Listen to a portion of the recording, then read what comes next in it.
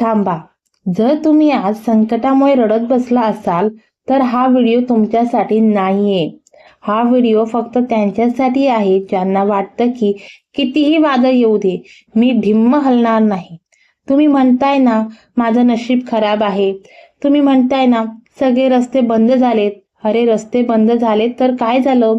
रस्ते बदलायचे नसतात, रस्ते फोडून पुढे जायचं असतं. कधी कधी असं वाटतं ना की सगळं ओझं आपल्याच डोक्यावर आलंय. खूप प्रयत्न करतोय, जीवाचं रान करतोय, पण नशीब काही साथ देत नाहीये. संकट सांगून येत नाही, ती येतात तुम्हाला तोडण्यासाठी. पण तुम्हाला माहित आहे का, जिथे सामान्य माणूस हतबल होऊन खाली बसतो तिथेच एका विजेत्याचा जन्म होतो.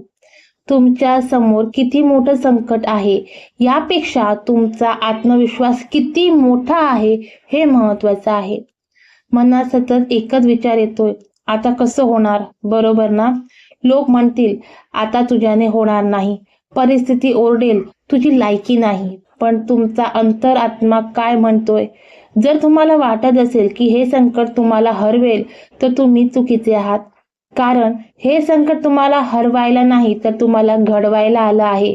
ज्या दिवशी तुम्ही या संकटाच्या डोळ्यात डोळे टाकून बसाल, बस एवढंच, त्या दिवशी तुमचा विजयाचा प्रवास सुरू झाला असेल. लोखंड जोपर्यंत आगीत तापत नाही तोपर्यंत त्याला आकार येत नाही. माती जोपर्यंत चाकावर फिरत नाही तोपर्यंत त्याचं सुंदर माठ होत नाही. मग आपल्या आयुष्यात संकट आल्यावर आपण का घाबरायचं? खरं तर संकट तर कुणालाच सुटली नाहीयेत.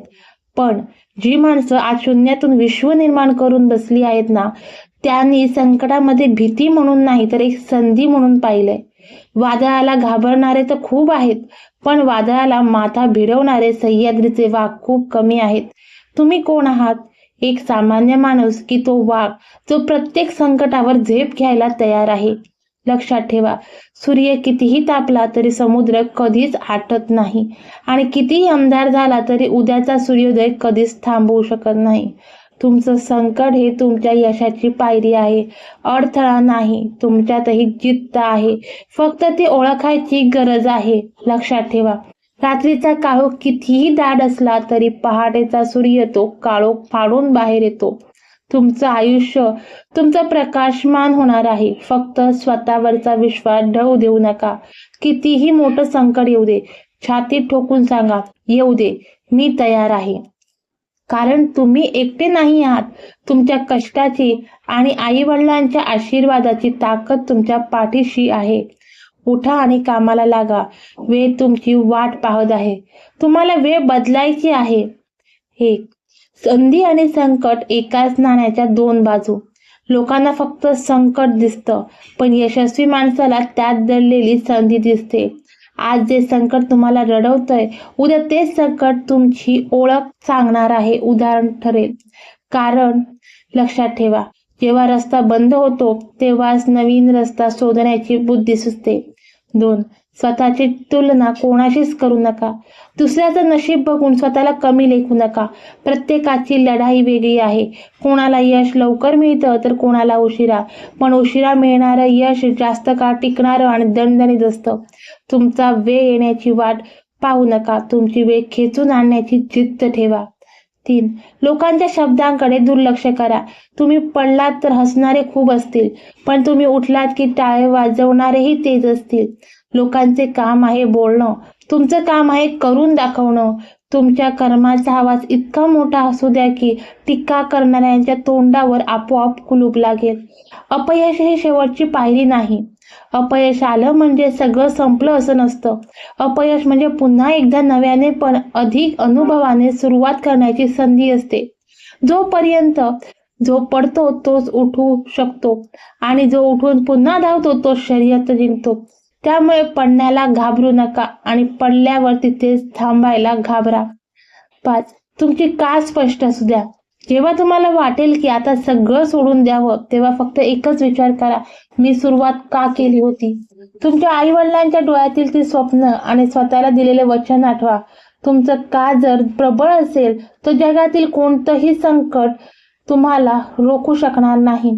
आता तुम्ही म्हणाल बोलायला सोपं आहे पण जगण्याला कठीण. मान्य आहे, पण विचार करा, जर आज तुम्ही हार मानली तर उद्या लोक तुमचं नाव कसं घेतील? लोकांना तुमची अडचण ऐकण्यात रस नसतो, त्यांना तुमचा निकाल बघायचा असतो.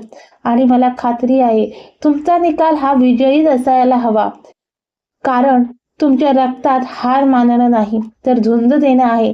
आता उठा, स्वतःला सावरा. ती संकट तुमची वाट पाहत आहेत, पण तुम्हाला धक्का देण्यासाठी नाही तर तुमच्या कर्तृत्वाचा पुरावा देण्यासाठी.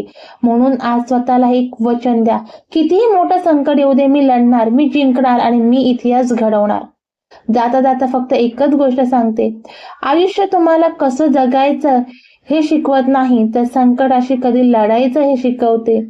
आज तुमची परिस्थिती खराब असेल, खिसा रिकामा असेल आणि मन उदास सुद्धा असेल, पण हीच ती वेळ आहे जेव्हा तुम्हाला सामान्य म्हणून खास बनवायचं आहे.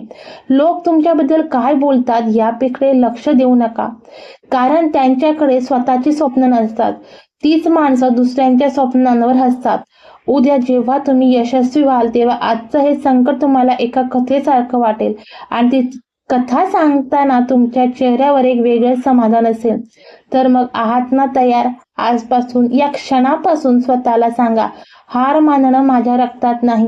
जर हा व्हिडिओ तुमच्या मनापर्यंत पोहोचला असेल तर तो अशा मित्राला शेअर करा ज्याला आज या शब्दांची सर्वात जास्त गरज आहे. आणि कमेंटमध्ये नक्की लिहा, मी लढणार आणि मी जिंकणार सुद्धा. भेटूया पुढच्या अशाच एका आगळ्या वेगळ्या आणि ऊर्जा देणाऱ्या व्हिडिओमध्ये. तोपर्यंत स्वतःची काळजी घ्या आणि लढत राहा. जय हिंद, जय महाराष्ट्र.